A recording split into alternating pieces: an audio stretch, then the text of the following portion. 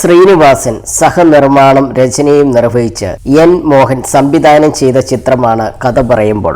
ബാലൻ എന്ന ബാർബറായി ചിത്രത്തിൽ വേഷമിട്ടതും ശ്രീനിവാസൻ തന്നെയാണ്. അശോക് കുമാർ എന്ന സൂപ്പർ സ്റ്റാറായി സിനിമയിലെത്തിയത് മമ്മൂട്ടിയായിരുന്നു.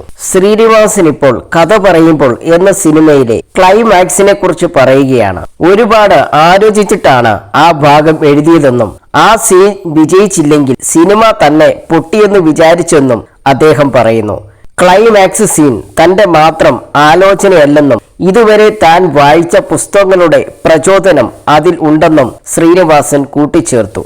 ക്ലൈമാക്സ് സീൻ വായിച്ച് തന്റെ കണ്ണ് നിറഞ്ഞെന്നും അപ്പോഴേ താൻ ആ സിനിമ വിജയിക്കുമെന്ന് ഉറപ്പിച്ചെന്നും അദ്ദേഹം പറഞ്ഞു. വൺ ടെസ്കിന് നൽകിയ അഭിമുഖത്തിൽ സംസാരിക്കുകയായിരുന്നു അദ്ദേഹം.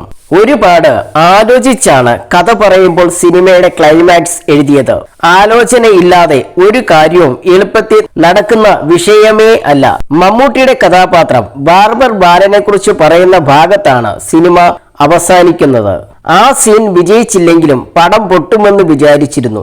ആദ്യമേ വിചാരിച്ച കാര്യമാണ് അത്. സിനിമയെക്കുറിച്ച് ഒരുപാട് ആലോചനകൾ നടത്തി കുറേ സങ്കല്പങ്ങളും നമുക്കുണ്ടാകുമല്ലോ. ആ സീൻ എന്റെ മാത്രം ആലോചനയല്ല. ഞാൻ ഒരുപാട് പുസ്തകങ്ങൾ അതിനെ പ്രചോദനമാക്കിയിട്ടുണ്ട്. കഥ പറയുമ്പോൾ സിനിമയുടെ ക്ലൈമാക്സ് വിജയിക്കേണ്ടത് ആവശ്യമായിരുന്നു. ഒരു ദിവസം 2 വരി എഴുതി നിർത്തും. അതിനുശേഷം കുറെ കഴിഞ്ഞിട്ട് അടുത്ത 2 വരി എഴുതുന്നത്.